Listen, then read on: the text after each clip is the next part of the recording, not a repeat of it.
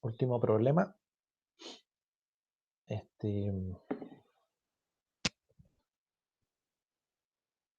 Dice un pez, acá, dice un pez nada río arriba con velocidad relativa al agua. V, velocidad relativa al agua. O sea, va nadando por el agua con esa velocidad. Y además hay una velocidad de la corriente, como va río arriba, hay una velocidad de la corriente del agua, que es esta de aquí. Tiene signo negativo porque va contraria a la velocidad con que nada el pez. La energía empleada en recorrer una distancia d, una distancia cualquiera, a contracorriente es, como está haciendo el pez, es directamente proporcional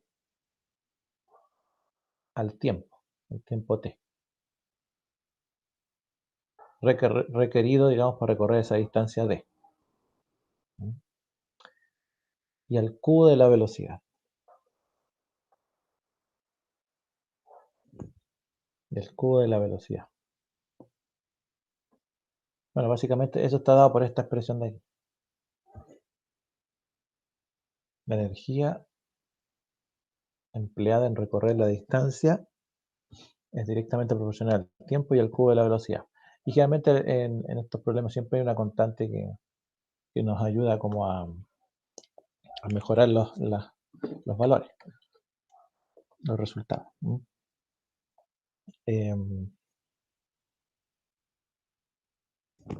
La pregunta dice, ¿qué velocidad minimiza la energía empleada, en este caso por el pez, para recorrer la distancia d? ¿Cierto? Una distancia cualquiera.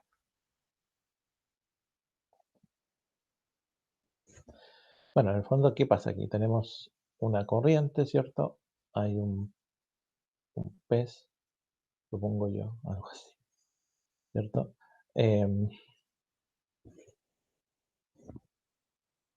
No sé. Hay un pez que va recorriendo una distancia en esa velocidad, pero la corriente tiene una distancia contraria. Entonces nos piden saber cuál es la velocidad que minimiza la energía empleada. Es decir, bueno, obviamente que hay otras variables como el roce, el tipo de fluido, eh, la temperatura y otras cosas más. Pero aquí solamente tenemos la capacidad de colocar cierta cantidad de variables nomás, ¿cierto? Entonces, el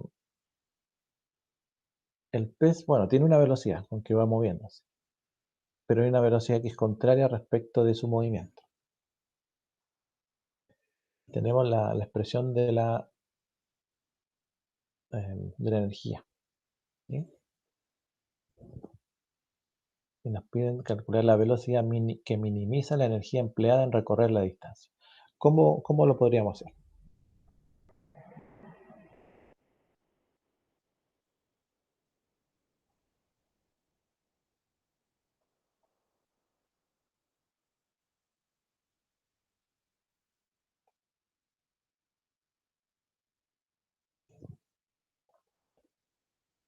¿Mm? Eso es menos. ¿Cómo se le ocurre?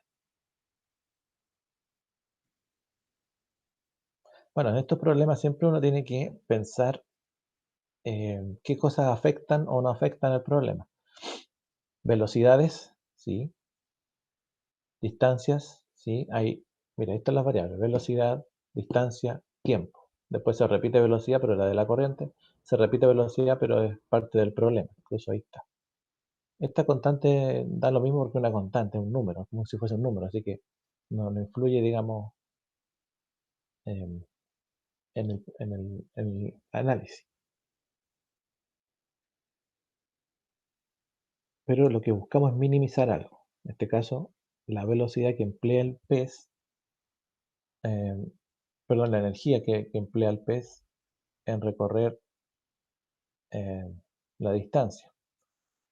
¿Qué velocidad minimiza la energía? O sea, la energía en función de la velocidad, como aparece aquí.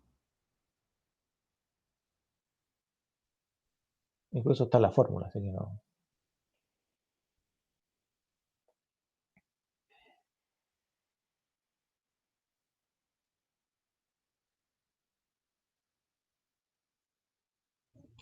Bueno, lo primero que hay que preguntarse es decir, ¿cuál es la velocidad del pez? La velocidad del pez original, a medida que se va moviendo, es la velocidad que lleva, v, menos la velocidad de la corriente que lo hace perder velocidad al mismo tiempo, ¿cierto? O sea, la velocidad del pez sería su velocidad menos la velocidad de la corriente. Esa sería su velocidad real, ¿cierto? Además, nosotros sabemos que de, de la física básica, que la velocidad es la distancia partido por el tiempo, ¿cierto? Entonces podríamos hacer aquí una relación para calcular o tener una idea de cómo se calcula la distancia, porque tenemos velocidad, velocidad, velocidad, pero en ningún caso tenemos una fórmula que nos calcule distancia o alguna que nos calcule tiempo. ¿Mm? Entonces, vamos a decir que como la velocidad es la distancia partida por el tiempo, la distancia va a ser velocidad por tiempo.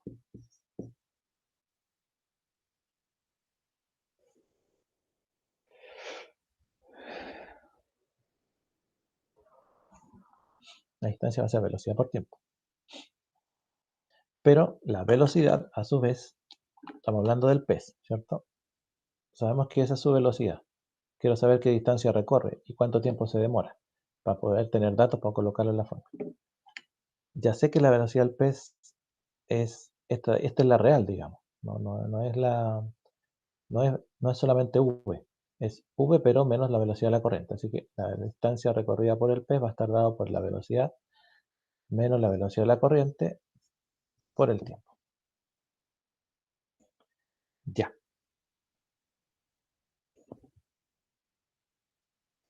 Entonces, nosotros pensamos, bueno, en esta fórmula general, que seguramente es la que hay que derivar, tenemos la variable velocidad, tenemos esta constante que al ser constante no me influye en el problema mucho. Seguramente la arrastraré hasta el final, pero más que eso no. Pero tengo esto del tiempo, y el tiempo no lo tengo, digamos, de dónde sacarlo. Entonces, ¿cómo puedo relacionar velocidad y distancia en una variable de tiempo? Simplemente despejando el tiempo. El tiempo sería la distancia partido por este diferencial de velocidad. Esta diferencia de velocidad. Ahí. Entonces ahí ya tengo algunos datos importantes. Tengo el tiempo, tengo la velocidad real del pez, tengo la distancia recorrida. Es decir, ya tenemos un análisis que se puede hacer.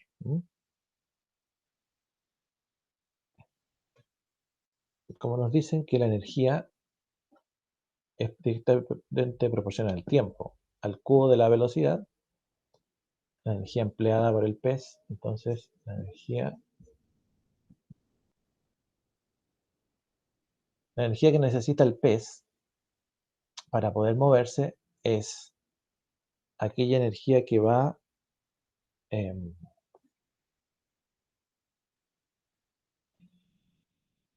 es importante esto, mira, tiene T por K, ¿cierto?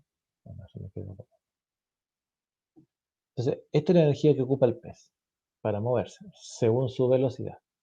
Entonces, el dominio de esta función em, no es, no parte de cero, ¿cierto? Porque, claro, nos dice energía para moverse desde romper el reposo. la inercia, el reposo. Pero en este caso el pez ya se viene moviendo. El problema es que él necesita energía para vencer la velocidad de la corriente. Esa es la energía. Desde ahí el pez puede decir, me estoy moviendo normalmente, porque si no queda quieto. Entonces, en este caso el dominio puede ser, el dominio de esta función estaría desde la velocidad de la corriente al infinito, suponiendo que pudiese hacerse así, ¿cierto? Es más o menos para tener una idea, porque estaría dentro de los valores. Por lo tanto, la energía va a ser el tiempo, pero el tiempo ya lo tenemos. Hay una relación de distancia y velocidad, entonces el tiempo va a ser la distancia partido por la velocidad del pez menos la velocidad de la corriente por la velocidad al cubo por k.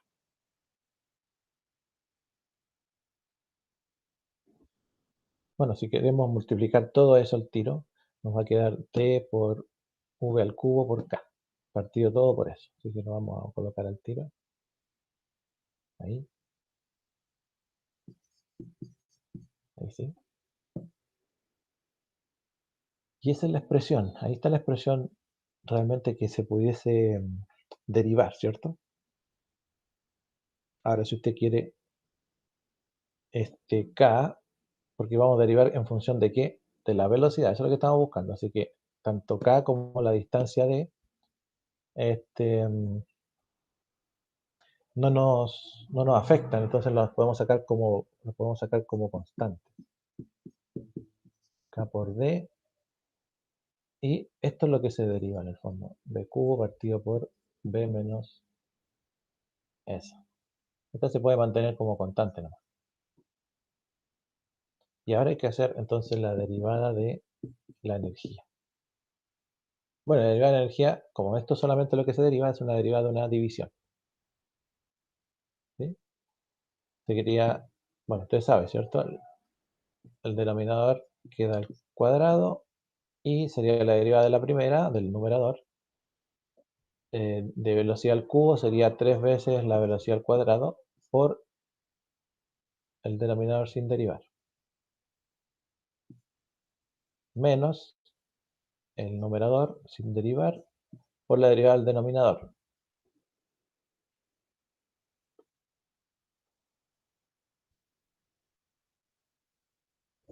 Como estamos derivando en función de la velocidad, no de la velocidad de la corriente, ¿cierto? Sería 1 nomás, ¿m? Por 1. Bien. Bueno, esa cosa habría que multiplicarlo y todo, ¿eh? Sería S por S, los mismos, aquí, el cubo, va a quedar muy parecido.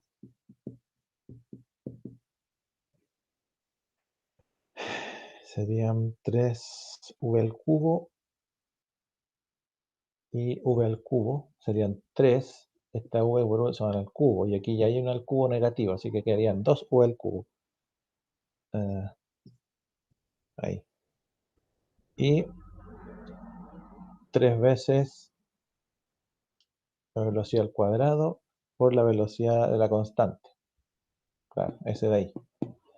Menos 3v cuadrado por la velocidad de la corriente, perdón.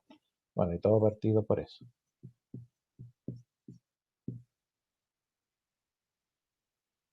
Y ahí está. Esa es la derivada. Claro que no le he agregado,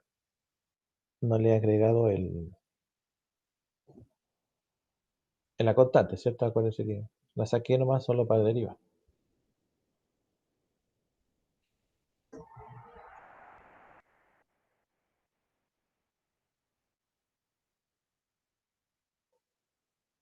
Así que nos va a quedar este k por d, que era la constante ahí, ¿sí? Y esto se puede factorizar por v al cuadrado, ¿cierto? V cuadrado. ¿Factor de quién? De 2v, ¿cierto? Ahí. Menos 3 velocidad de la corriente y todo partido por esto que está bajito, v menos velocidad de la corriente al cuadrado. Ya. Tenemos la derivada. ¿Qué hay que hacer ahora? Igualarla a cero. Por lo tanto, bueno, la escribimos otra vez, pero cada vez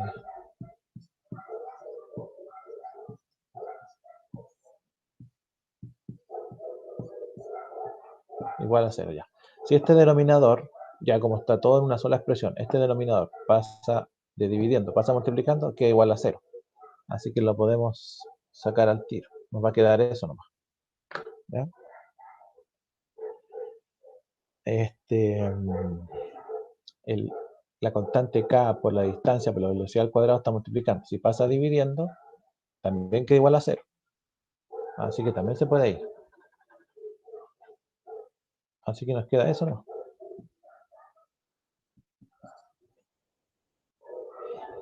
Así que la velocidad, podríamos despejarla. Este que está restando pasa sumando, partido por 2. Ahí nos dio el punto crítico.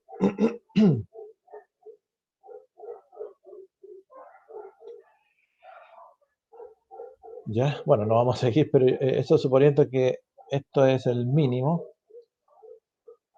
Esta es la velocidad realmente. Bueno, la expresión ya estaba, así que esta no es necesario. Esta expresión de velocidad nos dice ya que, fíjese lo que nos dice, que la velocidad del pez, v era la velocidad del pez, ¿cierto?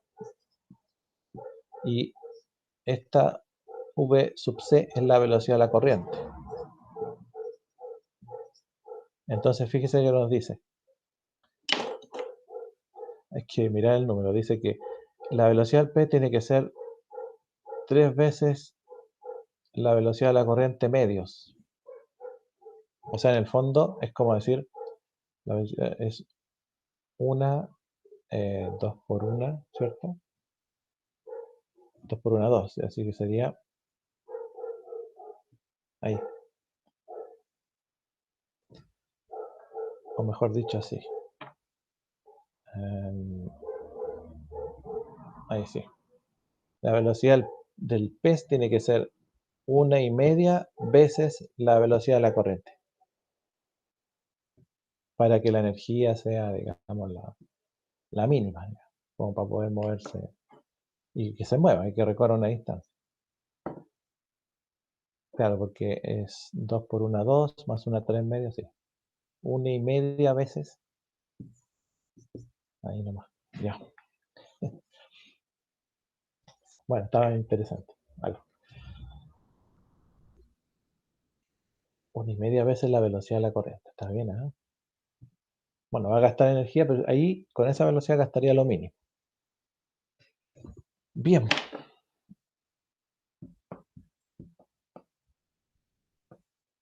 Integrales. Bueno, todo esto que les voy a conversar ahora está en un PPT, ya, así que ese no me acuerdo si lo subí, sí, se los voy a subir para que ustedes lo analicen después y todo, pero eh, me interesa también la explicación un poquito más práctica de esto. Integrales.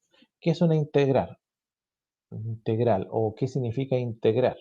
Bueno, básicamente si ustedes buscan en cualquier parte le van a decir, o dice, incluso los mismos libros, a veces el capítulo de derivada es muy largo para explicar lo que significa derivar, pero cuando te quieren explicar lo que es integrar, te dicen al tiro, no, es la operación inversa o es la operación contraria a la derivada. Y no hay mucha más explicación. La explicación viene un poco más profunda cuando se analiza el teorema fundamental del cálculo. ¿Sí? Cuando empecemos a calcular área bajo la curva, ahí sí. Y ahí vamos a explicarlo en base a las sumas de Riemann.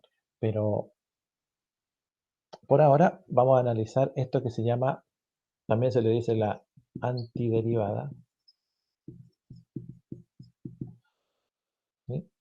Y en el fondo es un proceso que revierte la derivada para poder llegar a una función que se llama función primitiva.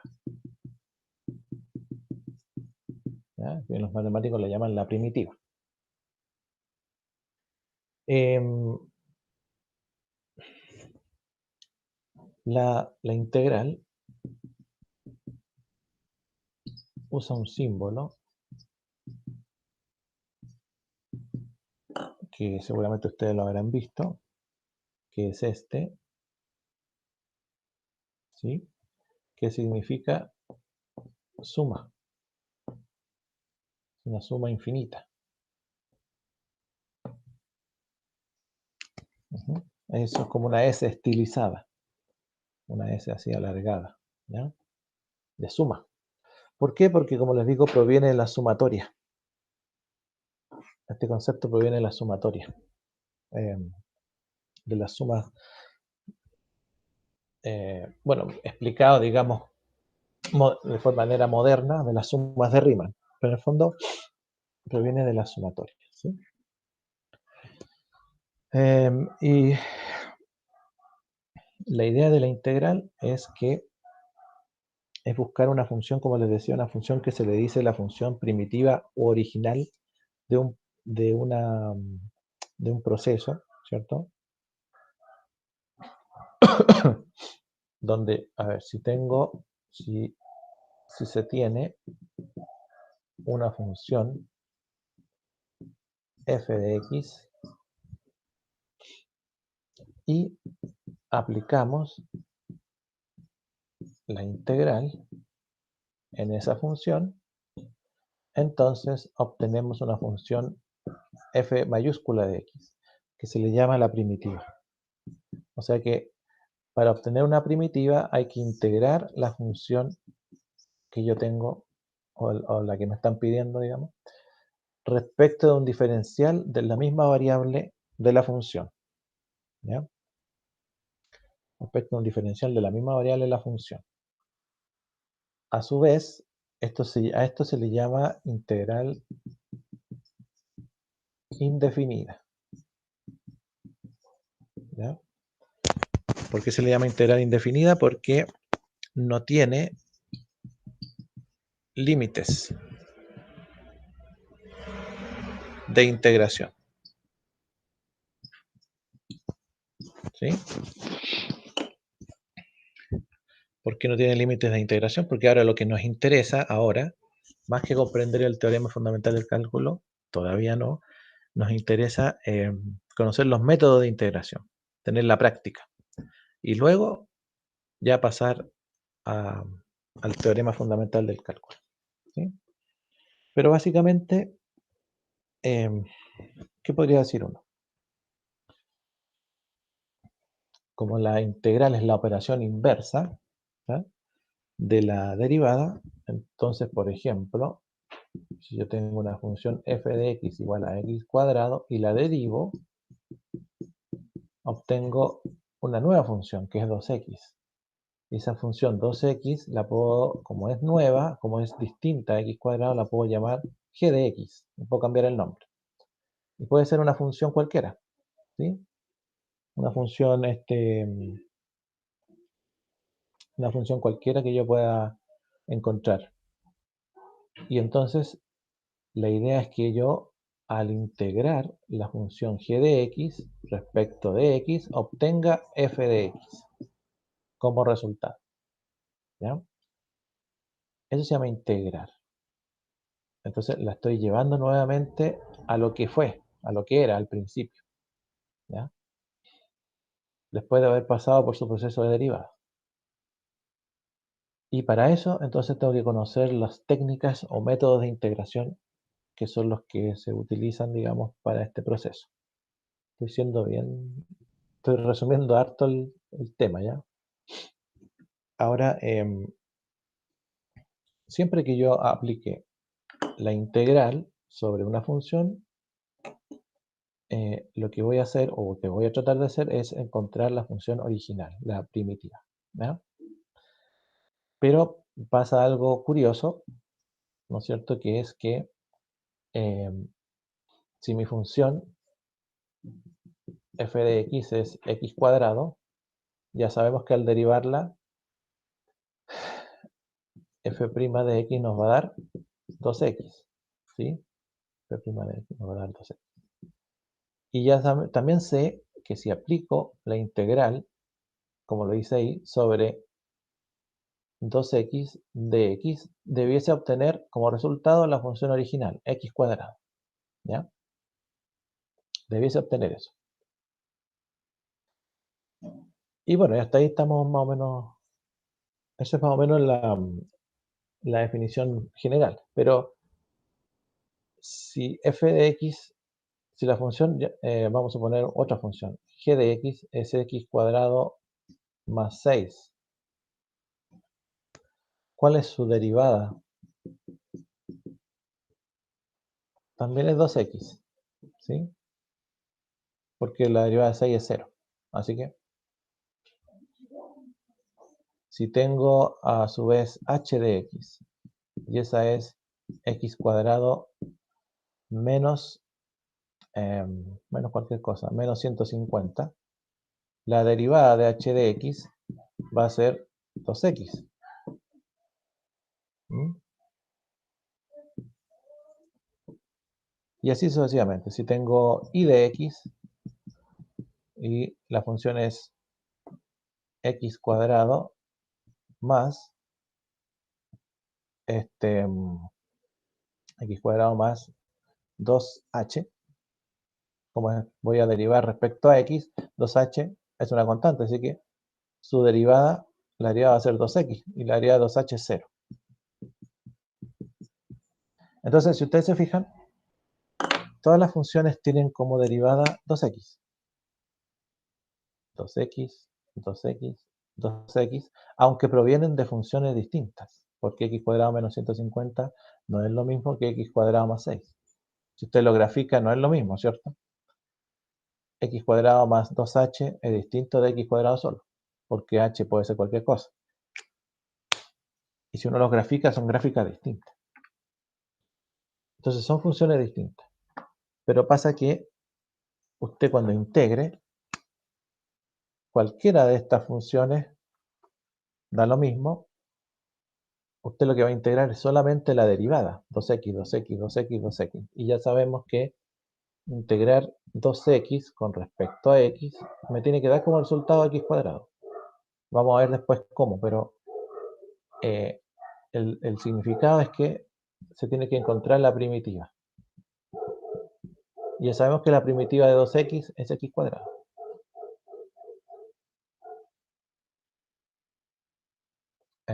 Pero el problema es que estaría bien para esta, porque la de primitiva de 2x es x cuadrado.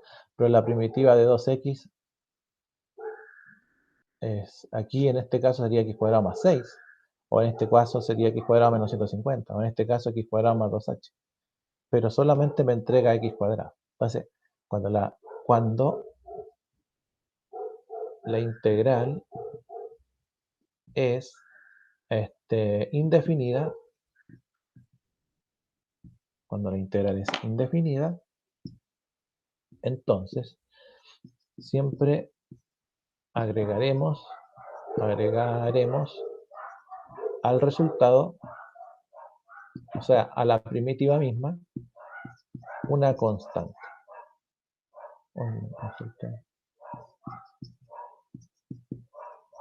Una constante que la llamaremos C. ¿Ya? Entonces, ¿qué quiere decir? Que entonces la integral de 2x de x va a ser x cuadrado, como ya sabemos, como hemos dicho, ¿ya? Pero más una constante. ¿Ya? Y esa constante C simboliza cualquiera de estos valores que al ser derivados tienen un cero y por lo tanto después al ser integrados no se conocen exactamente, pero sí se sabe que hubo ahí una constante. Y esa constante incluso puede ser cero, pero se agrega, digamos, como C. Ahora, uno diría, bueno, pero ¿de qué sirve colocar C si al final igual no se sabe cuál era la constante? No se sabe si era más 6, si era menos 150. Se puede encontrar la constante en un problema determinado, ¿no? En un contexto. Hay que tener más datos. Se puede encontrar, ¿ya? Lo importante es dejar siempre enunciado de que nosotros cuando integremos cualquier función y busquemos su primitiva, siempre al final le agregaremos más c, ¿ya? No importa si la integral nos dieron varios términos, pero al final de todos esos términos agregamos más c, ¿ya? Bien, esa es una característica, digamos, que tenemos que cuidar cuando integremos, ¿sí? Ahora, bueno, usted dirá de qué sentido tiene integrar, pero sirve mucho porque nos permite, aparte de este, bueno, el análisis que se hace con la derivada de maximizar, minimizar, optimizar, encontrar puntos críticos, valorizarlo y qué sé yo, el punto de inflexión, concavidad, análisis de funciones. Lo que hace la integral es encontrar lo típico. Uno dice, bueno, usted siempre se va a encontrar con personas que le van a decir, ah, sí, la integral es el área bajo la curva, ¿no? Porque es el problema clásico que más se conoce, ¿ya? ¿Y a qué se refiere? Esto, vamos a explicarlo así bien resumido, ¿sí? Por ejemplo, si un vehículo va a una velocidad constante, tiene una velocidad que es constante de 100 kilómetros por hora, 100 kilómetros por hora, y usted grafica ese movimiento, ¿no?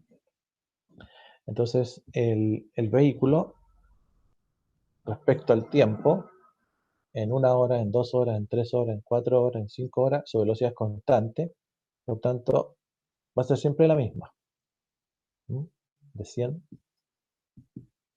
kilómetros por hora en 1 hora, en 2 horas, en 3 horas, en lo que sea, de tiempo, ¿no? Em, entonces yo me podría preguntar aquí, ¿qué distancia recorre el vehículo al cabo de 1 hora, por ejemplo? Al cabo de 1 hora. Entonces tendría que ir a la fórmula y decir la distancia recorrida es la velocidad partido por el tiempo, ¿cierto? Y la velocidad son 100 kilómetros por hora partido por el tiempo, que es 1 hora, perdón, y nos da 100 kilómetros. Ya. Y ese análisis es bastante simple, ¿no? Con la fórmula. Ahora, ¿qué pasa si calculo el área en esta gráfica? ¿Mm? En 1 hora, ¿sí? Esa área está ahí. Bueno, el área de un rectángulo, ¿cierto? Sería la base por la altura. La base es 1 y la altura es 100. Así que el área va a ser base por altura, 1 por 100. Y 1 por 100 me da 100, que en el fondo es el mismo valor de la fórmula, 100 kilómetros en este caso. ¿Mm? Eso quiere decir, por lo tanto, que el área tiene, bueno, 100 kilómetros, ¿cierto? Tiene unidades de distancia.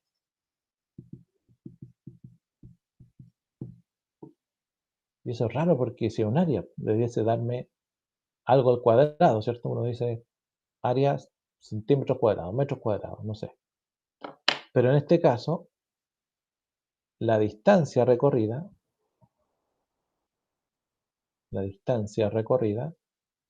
corresponde al área y tiene unidades de kilómetros, no kilómetros cuadrados. ¿Mm?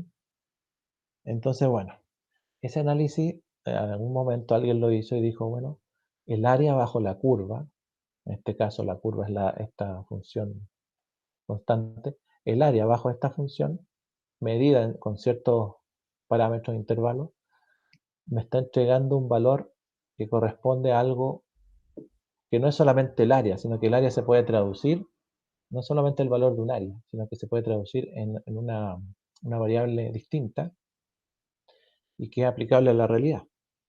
¿Mm? Entonces, el área bajo la curva En este caso es la distancia recorrida por este vehículo, ¿cierto? En un intervalo dado que me interese a mí. Por ejemplo, dijimos en una hora. ¿Sí? Y además pasa que la función es constante, entonces no estaría súper, es decir, es súper cómodo calcular el área bajo la curva y decir, si tengo un gráfico de velocidad-tiempo, entonces la distancia es el cálculo del área bajo la curva de ese mismo gráfico. Entonces tiene sentido, ¿cierto?, calcular eso. Pero si la función es constante o si la función es variable, eso es bastante importante porque en ese caso calcular el área bajo la curva es bastante simple, pero eh, qué sé yo, si el cuerpo ahora no se está moviendo, se está moviendo así, ¿no? Tiempo y velocidad. Entonces, a lo mejor ahí hay una hora. Y ahora calcular esa área bajo la curva para calcular la distancia ya no es tan simple. Ya no es decir, pase por altura. Perfecto. Pero acá ya no es tan simple. No es tan simple decir base por altura, ¿cierto? Sé que el área bajo la curva me va a entregar ese valor de valor de distancia recorrida. En este caso es simple, pero en este caso no es tan simple. ¿Mm? Uno dice, bueno, ahí, ¿cuánto vale el área de esa figura? Y entonces a alguien se le ocurrió, ¿cierto? Que, ay, ay, un segundito.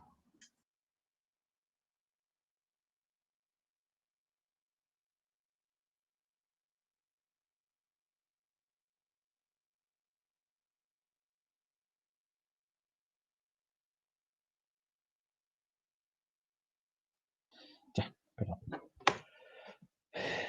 Entonces, ¿cómo calcular el área de eso? ¿Ya? Supongamos que aunque fuese más estilizada, ¿m? Y tuviésemos una cosa así, de todas formas, nosotros queremos calcular dentro de un tramo, entre A y B, esa área, ¿sí? Esa área de ahí. Bueno, no es una figura a la cual le podamos asignar una fórmula de base por altura o base por altura partido por 2 o alguna conocida, ¿ya? Que podamos aplicarla y decir, ya ahí se puede calcular, ¿no? Entonces, la pregunta que surgió en algún momento es, ¿cómo calcular esta área en particular? ¿Ya? O áreas que no son de funciones constantes, ¿sí? Bueno, a alguien se le ocurrió y dijo, si vamos a calcular el área entre un punto A y un punto B, ahí, ¿cierto? Eh, Podríamos buscar un punto medio, la mitad, bueno, le puse punto medio, pero es la mitad, ¿cierto? Ahí, entre A y B. O sea que eh, A menos B medio, una cosa así, ¿cierto? O B menos A medio, claro, B menos A. Ya, entonces, bueno, en este caso, lo que se puede hacer es, como ese sería más o menos el punto medio, es calcular figuras que puedan darle un poco un poco una forma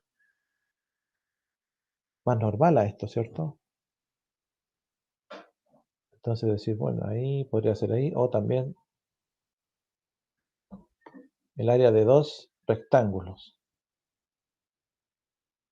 El problema es que había mucha área que quedaba afuera, es decir, me iba a dar un valor que no era real. Seguramente estoy tomando el área bajo la curva con estos rectángulos, pero estos valores me van a arrojar un error demasiado alto.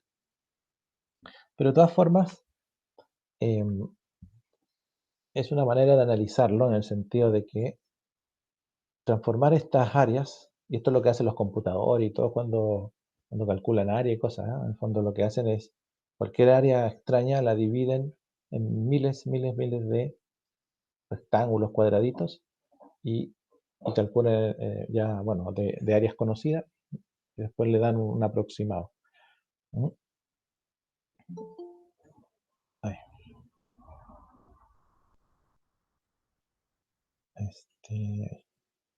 ya. Entonces, por ejemplo, aquí y aquí tenemos valores, esos son valores de que se pueden analizar con una función, ¿cierto? Con la misma función, la función que da origen a esto, a esta curva, una función f de x, vamos a decir. ¿Ya? Entonces, bueno, aquí nos quedaría base por altura, base por altura. El problema es que nos salimos mucho nos alejamos mucho de la función, pero pues, una solución de eso podría ser que en vez de hacer dos rectángulos, ¿sí? Me acuerdo cómo la dibujé, una cosa así. Entonces decíamos entre A y B, en vez de hacer dos rectángulos, en vez de hacer dos rectángulos, ¿sí? Podemos hacer más. Podemos hacer cuatro. Y de esos cuatro podemos hacer 8. Y de esos 8, así sucesivamente, ¿cierto? Tal que se cubra todo el área y aquello que me genere un error sobre la curva, ¿sí? Estos pequeños, bueno, aquí se notan porque son muy grandes, estos pequeños triángulos que van quedando ahí, bueno, vayan siendo cada vez más pequeños, hasta que sean incluso parte de la misma curva, ¿sí? Entonces quiere decir que aquí hay dos intervalos, ¿ah?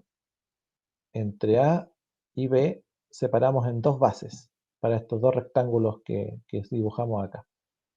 En cambio aquí hay muchos. Y la idea es que en ese intervalo entre A y B haya finitos rectángulos. Finitos rectángulos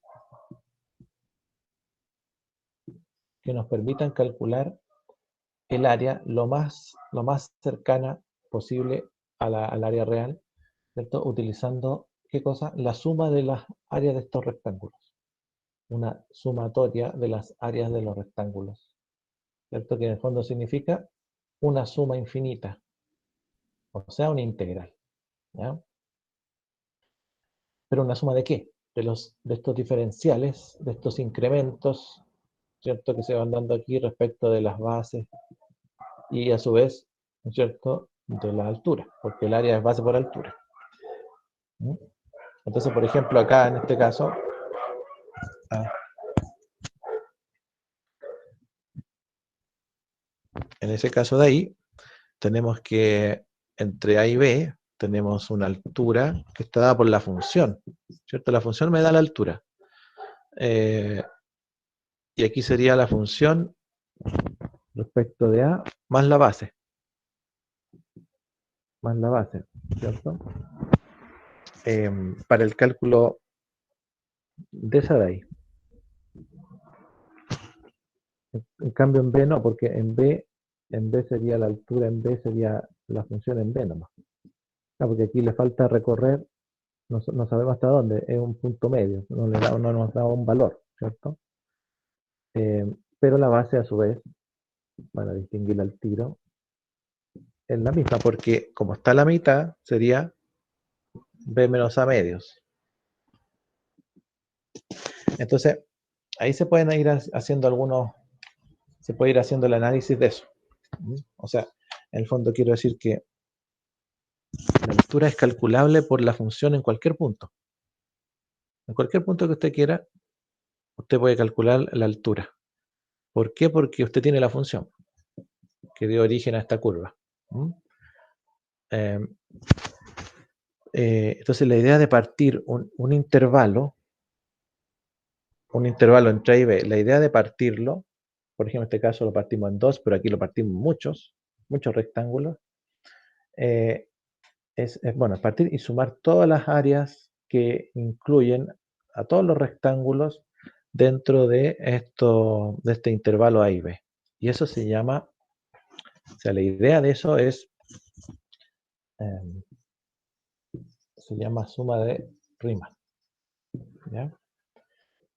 Y ese es, digamos, el principio de la suma de Riemann, porque Riemann dice eh, que en ese intervalo entre A y B voy a dividir en muchos rectángulos, ¿sí?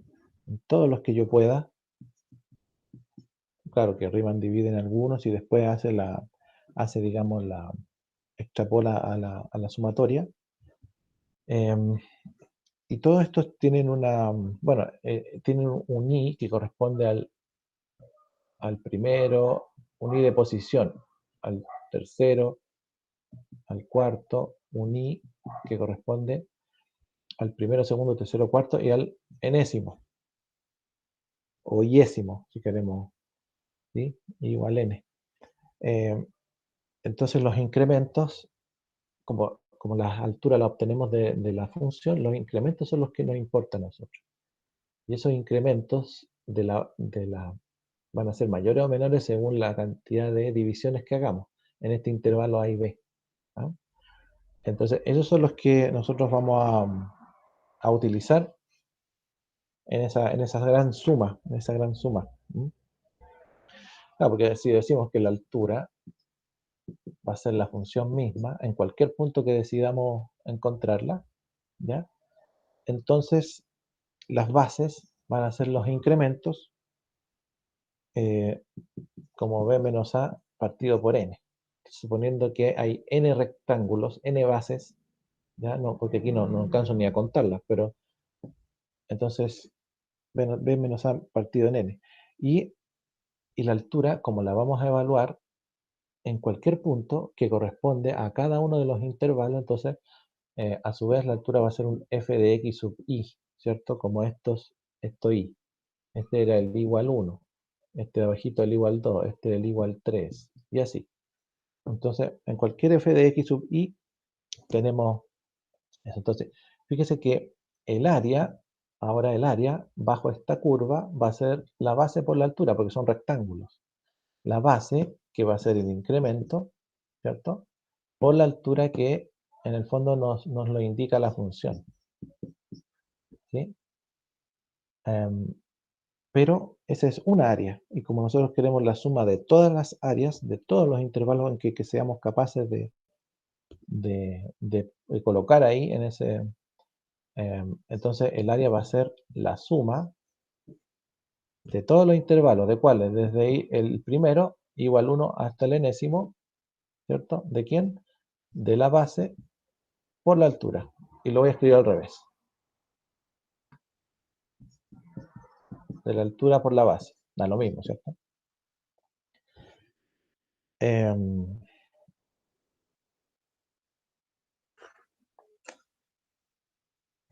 A esto se le llama suma de Riemann, ¿sí? Y entonces, bueno, si vamos a calcular el área como la sumatoria, desde igual 1 hasta n, de f de x sub i por delta x, ¿sí? Entonces, por ejemplo, a ver,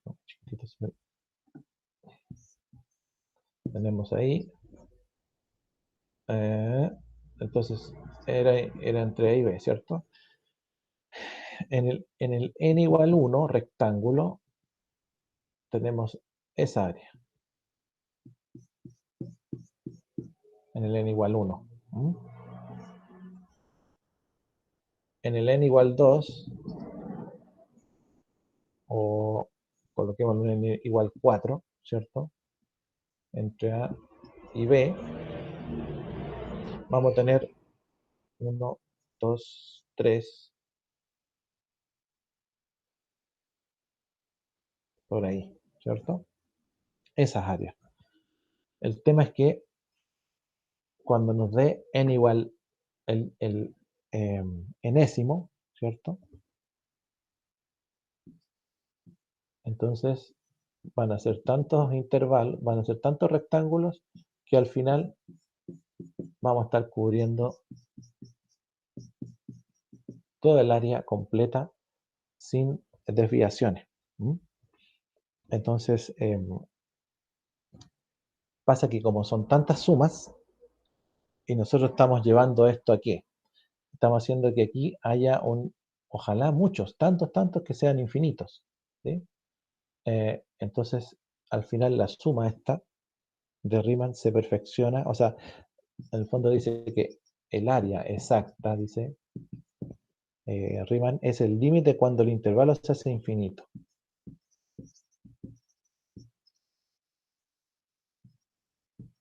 Cuando el intervalo entre A y B se hace infinito. ¿Mm? O sea que n tiende a infinito. Este n, aquí vamos a ponerle n tiende a infinito. ¿Mm? Entonces, como n tiende a infinito, no hay posibilidades de error porque son tan pequeñitos los rectángulos,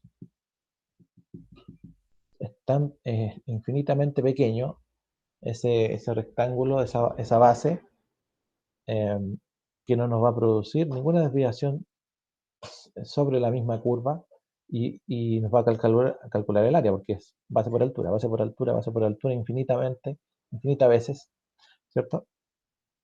Que se calculan ahí. Así que por lo tanto, el área va a quedar como el límite cuando n tiende a infinito, ¿de quién? De la suma de igual 1 hasta n, d era de la función f de x sub i por delta x. ¿No? Bueno, esa es eso es lo que se le llama o se traduce en la integral, ¿cierto? Puede ser entre igual 1 hasta n, o para nosotros va a ser entre a y b, ¿cierto? Porque ahí estábamos buscando el área. ¿De quién? De la función de f de x, y este delta x se transforma en un diferencial de x. Esa es una manera correcta, entonces, para escribir la integral. ¿Mm? Eso es para que usted entienda de dónde proviene. Después vamos a hacer unas sumas de Riemann cuando veamos el teorema fundamental del cálculo, pero de ahí proviene el concepto, ¿ya? De ¿Una suma de qué? Una suma infinita. ¿De qué cosa? Bueno, de áreas em, áreas que se de figuras, en este caso rectángulos bajo una curva que no es constante y que nos permite utilizar la integral, ¿sí? Bueno, em, entonces, para partir integrando, para iniciar el proceso de integración, tenemos que saber que em, la primera integral, que es la más usada, bueno, primero vamos a decir, cuando tenemos sí, veamos, la integral de x elevado a n de x, ¿ya? Entonces, esta es la manera de describir la integral. A lo mejor me apuré. La integral, ¿cierto? Este es el símbolo de integral de f de x, que sería la función de x, que sería el diferencial, que me indica respecto de qué estoy integrando, ¿ya? Todo esto es un símbolo en sí, ¿ya?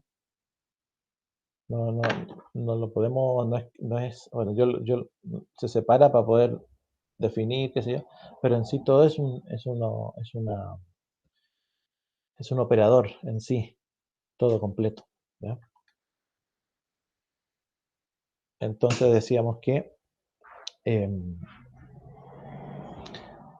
la integral de un x elevado a n de x es igual a un x elevado a n más 1 partido por el n más 1 más c. Esa es la primera integral que tenemos que conocer. ¿Ya? ¿Qué significa eso? Por ejemplo, entonces, si tengo la integral, como había dicho, de 2x de x, ¿sí? Lo que integramos nosotros es la variable. Lo que integramos es la variable. Por tanto, el 2 no es parte de la variable. El 2 es un factor. Y por tanto pasa a ser un factor, un valor constante que puede salir de la integral. Se puede sacar de la integral. ¿Sí? Así que nos quedaría la integral de x de x. Esa es la integral que vamos a hacer nosotros. Todo valor que no sea de la variable puede salir de la integral. ¿Ya? Eso es lo que vamos a integrar. Integral de x de x. La integral de x de x. ¿Sí? Mejor acá. Entonces nos queda 2 por la integral de x de x. ¿Sí? Y ya dijimos que la integral de una variable, de la regla de la potencia, la vamos a colocar ahí, regla de la potencia. Esta regla de la potencia es simple porque hay otra regla de la potencia que es distinta. ¿Mm? Em, entonces, apliquemos la regla. Dice que si tengo un x elevado a n, entonces para integrarlo tengo que mantener el mismo x, entonces sería x. ¿A cuánto está elevado este x? Está elevado a 1, ¿cierto? Así que sería el mismo n, el mismo 1, más 1, más 1, partido por el mismo n más 1 que está en el exponente, lo coloco abajo, o sea, 1 más 1. ¿Sí? Recuerde que el 2 es una constante. Y más c, más c. Entonces, si calculamos eso, nos queda x elevado a 1 más 1 es x al cuadrado, partido por 1 más 1 que es 2. Así que nos queda 2 factor de x cuadrado partido por 2,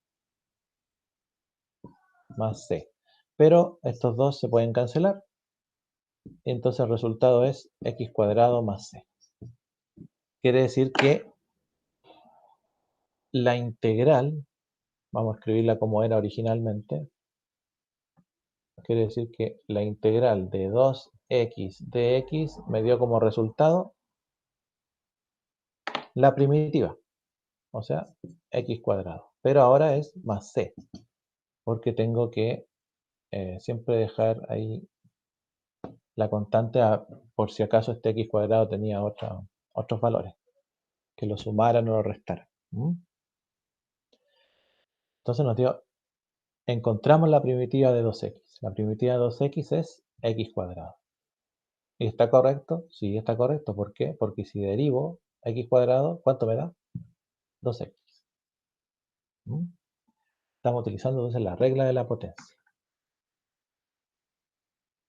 Bueno, si se fija, la regla de la potencia es la más fácil. Entonces la integral de 6x de x, ¿cuánto sería según la regla de la potencia?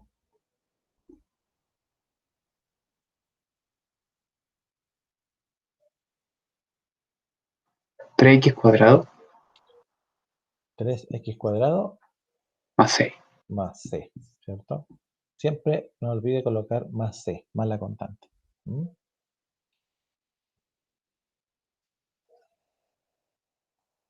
Si tengo la integral de 8x de x, entonces, bueno, aquí lo que hizo el compañero dijo, bueno, x, el 6 es una constante, así que sale para afuera. Entonces lo podemos escribir así, como 6x de x igual a. Y nos queda la misma integral, acá. Está elevado a 1, y ahora, al contrario de como hacíamos la derivada, ¿se acuerdan que si teníamos x al cubo, la derivada de eso era el 3 pasaba para adelante y era el n menos 1, ¿cierto? O sea, queda al cuadrado. Ya. En este caso, o en estos casos al revés. Ahora, en vez de restarle al x, usted tiene que sumarle 1. Entonces, como está elevado a 1, sería 1 más 1, 2. X cuadrado.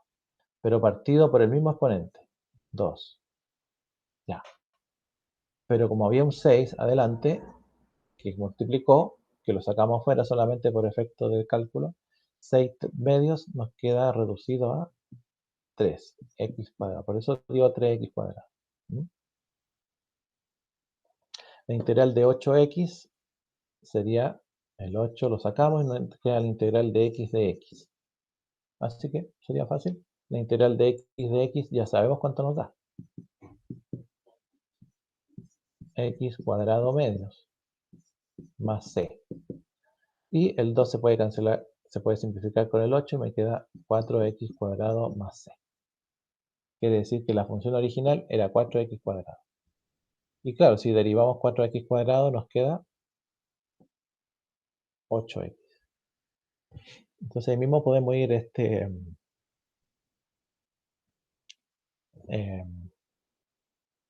vamos corroborando.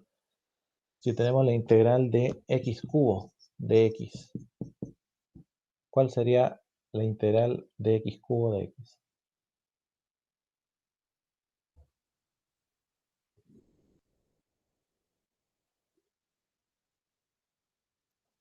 X X elevado a 4 partido por 4 X a la cuarta cuartos más más C. más c.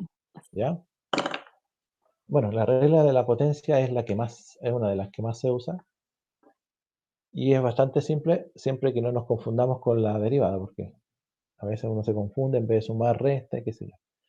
Son como los típicos errores. Entonces aquí, cuando usted pase de integrar, o sea, de derivar a integrar, siempre haga un paréntesis con los estudiantes, explíquele primero el origen, de dónde viene, y que sepa que esta es una materia, es un contenido distinto, que tiene ahora sus propias reglas. Ya estamos viendo una, pero tiene más. Sus propias reglas y que tiene métodos también propios. Entonces, para que no se confunda. Se va a confundir igual el estudiante, pero la práctica nomás. ¿Mm? ¿Qué pasa entonces si tengo la integral de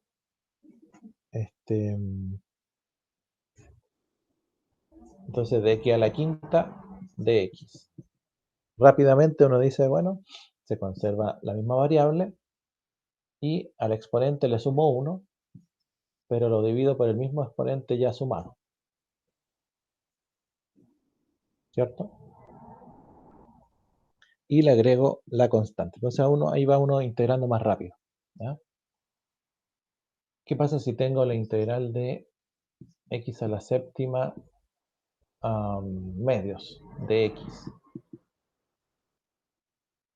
Bueno, lo primero que hay que hacer es medios, sacarlo como una constante de la integral. Y nos queda x a la séptima de x. ¿Ya?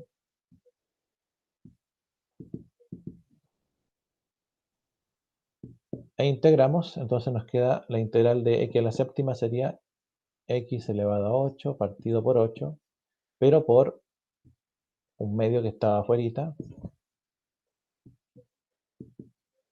más c. Y bueno, tendríamos que completarlo. 8 por 2, 16, así que nos queda x a la octava partido por 16 más c.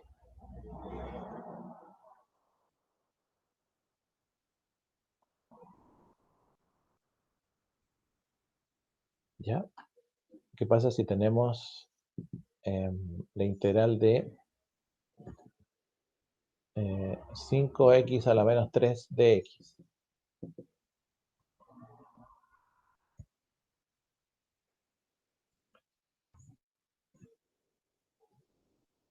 Bueno, ¿qué hacemos con el 5?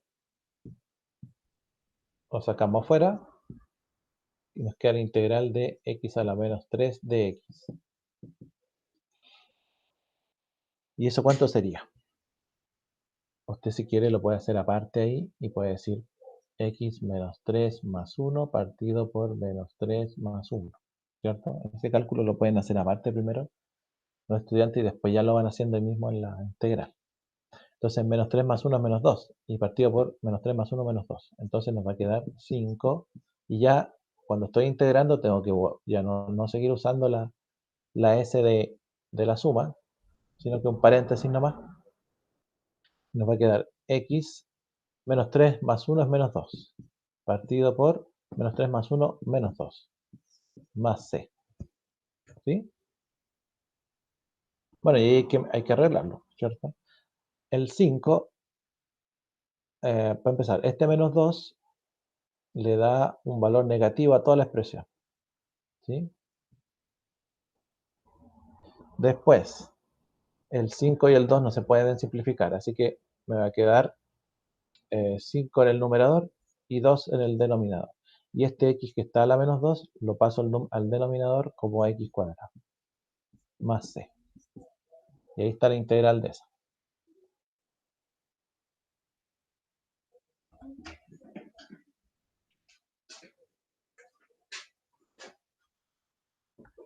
¿Sí? ¿Qué pasa ahora si tenemos la integral de, de 7 de x?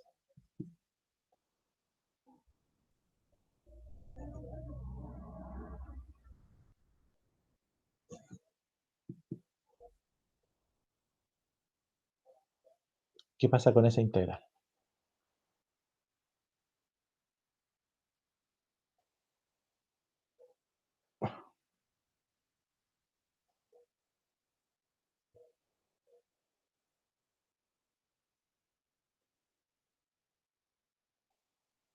¿Será cero, no?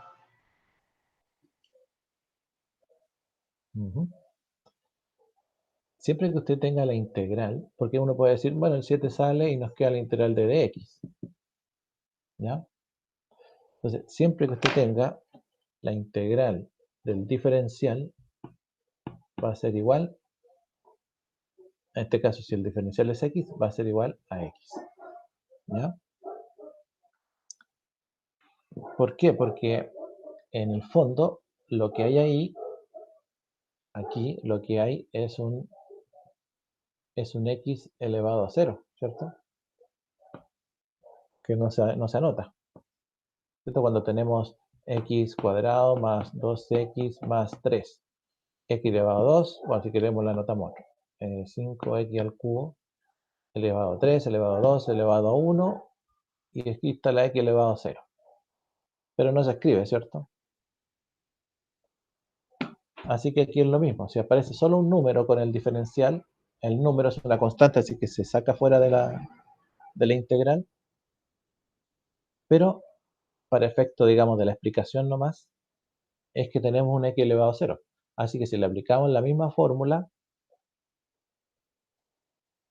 entonces, tenemos un x elevado a 0 de x. Entonces esto nos va a quedar el 7, ¿cierto? Y ya integramos. Y sería x elevado a 0 más 1 partido por 0 más 1. Más c. Entonces sería 0 más 1, 1 partido por 1. Y x elevado a 1 es x, partido por 1 sigue siendo x, 7x más c. O sea que siempre que tenga la integral del diferencial, ese va a ser la variable. ¿Ya? La integral diferencial en la variable.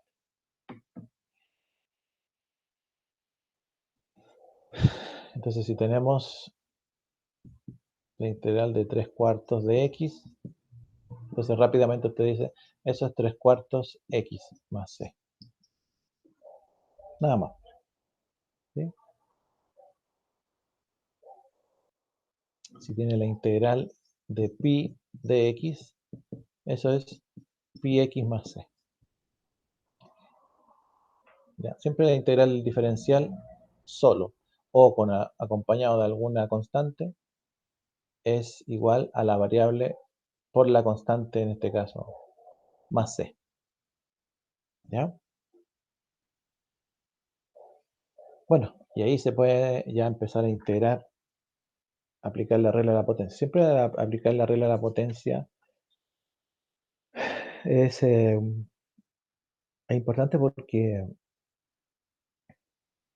nos permite resolver muchas integrales y transformar otras a la forma, digamos, de la regla de la potencia, ¿ya? O sea, buscar el acomodo. Por ejemplo, si yo tengo,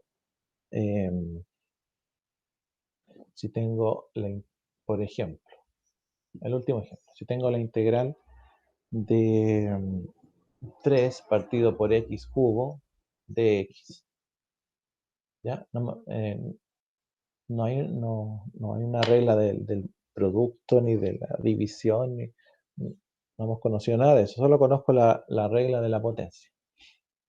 Así que por lo tanto, lo que tengo que hacer es llevar la integral a una forma que sea de la potencia. 3 por x a la menos 3 de x. ¿Sí? Y ahí la resuelvo. Es el 3, que es una variable, es una constante, y me queda x a la menos 3 de x, y ahí la puedo calcular. ¿Ya? Que sería, ya sabemos que a la menos 3 menos más 1 nos da menos 2, ¿cierto? Así que sería x, sería, perdón, 3, menos 3, porque esto va a quedar negativo. De nuevo, ahí. Nos va a quedar menos 3 partido por menos 3 más 1 son menos 2. Así que x cuadrado más c. ¿Mm?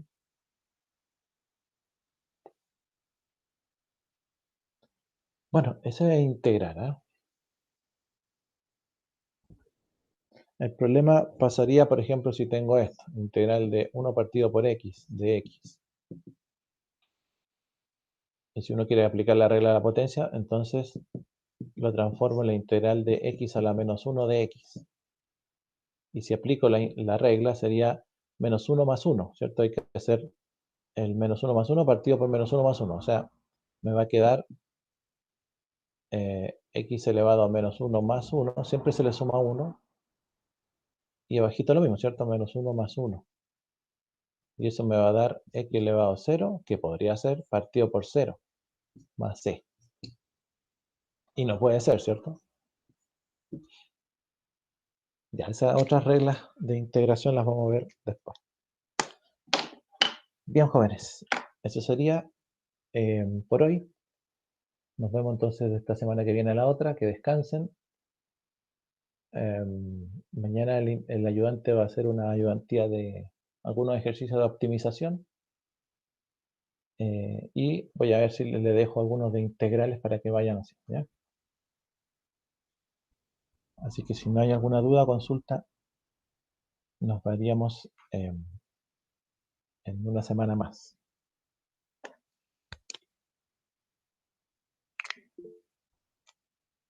Chao, profe, gracias. Ya, que esté bien. Chao, chao. Chao, profe, cuídese. Chao.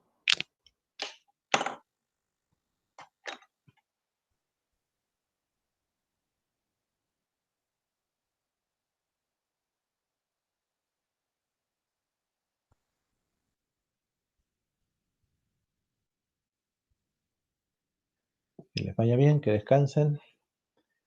Vamos a dejar de grabar.